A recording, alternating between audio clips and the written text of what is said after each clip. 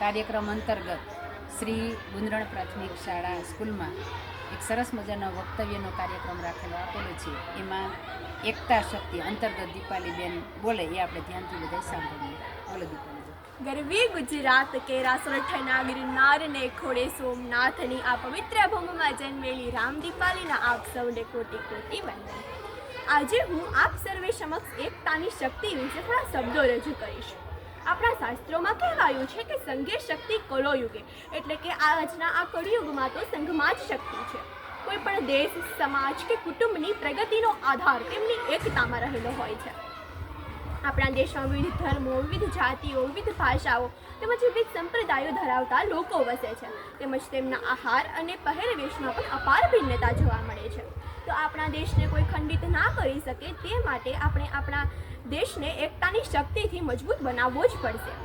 આપણે થોડા વર્ષો પહેલાં જ કોરોના કાળમાં જોયું કે જો આપણે બધા નિયમોનું એકતાથી પાલન કર્યું ને તો આપણે કોરોના જેવા વાયરસને પણ હરાવી શક્યા. તો જો આપણે એકતાની શક્તિથી કોરોના જેવા વાયરસને પણ હરાવી શકતા હોય તેવા દુશ્મન દેશોની તો શું હેસિયત છે કે જે ભારત દેશની એકતાની શક્તિને હરાવી શકે.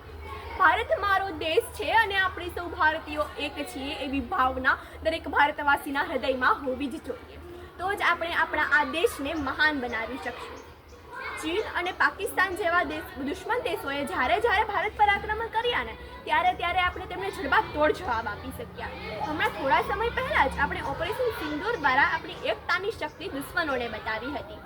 દરેક સમાજ, દરેક વ્યક્તિ અને દરેક પક્ષ જ્યારે એક સાથે ઊભો રહ્યો ને ત્યારે આપણે દુશ્મનોને હરાવી શક્યા. સૌએ એક સાથે મળી અને પોતાના આંતરિક મતભેદો ભૂલી જઈ અને આપણી એકતાની શક્તિ દુશ્મનોને બતાવીને ત્યારે આપણી આ એકતાની શક્તિ આખા વિશ્વને બતાવી શક્યા. આજે કેટલાક લોકો એવા પણ છે કે જેઓ સત્તાની ખુરશીને પ્રાપ્ત કરવા માટે લોકોને જાતિ અને ધર્મના નામે લડાવી રહ્યા છે. અને જો આપણે એક નહીં બનીને આમ લડતા રહીશું ને તો આવા સત્તા લાલચુ લોકો આપણા આ દેશને બરબાદ કરીને રાખી દેશે.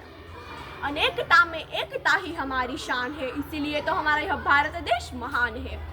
અને જો આપણે ઇતિહાસ તરફ નજર કરીએ ને તો ઇતિહાસમાં મહાભારત કાળમાં પાંડવો અને કૌરવોના યુદ્ધમાં પાંડવો માત્ર 5 હતા અને કૌરવો 100 હોવા છતાં પણ તેઓ હાર્યા, કારણ કે તેમનામાં એકતાનો અભાવ હતો અને પાંડવોમાં એકતાની શક્તિ હતી.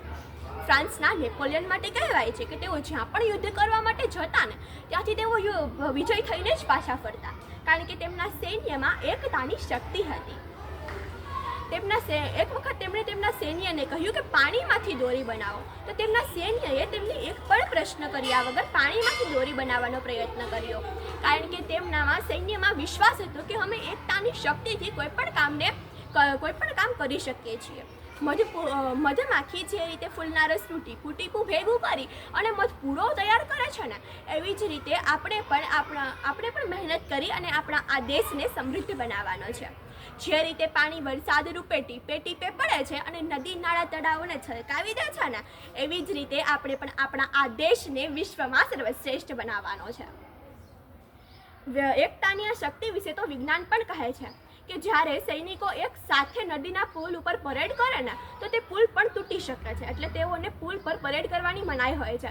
એટલે જો તેનો અર્થ આપણે ટૂંકમાં જોઈએ ને તો જો આપણે એકતાની શક્તિથી કામ કરીએ ને તો આપણે વિશ્વની કોઈ પણ સમસ્યાને હરાવી શકીએ છીએ. हमारी राष्ट्रीय एकता में ही बसते हैं हमारे भारत देश के प्राण, तो आओ इसे अपना कर करें एक आत्मनिर्भर भारत का निर्माण. अस्तु. जय हिंद, जय भारत.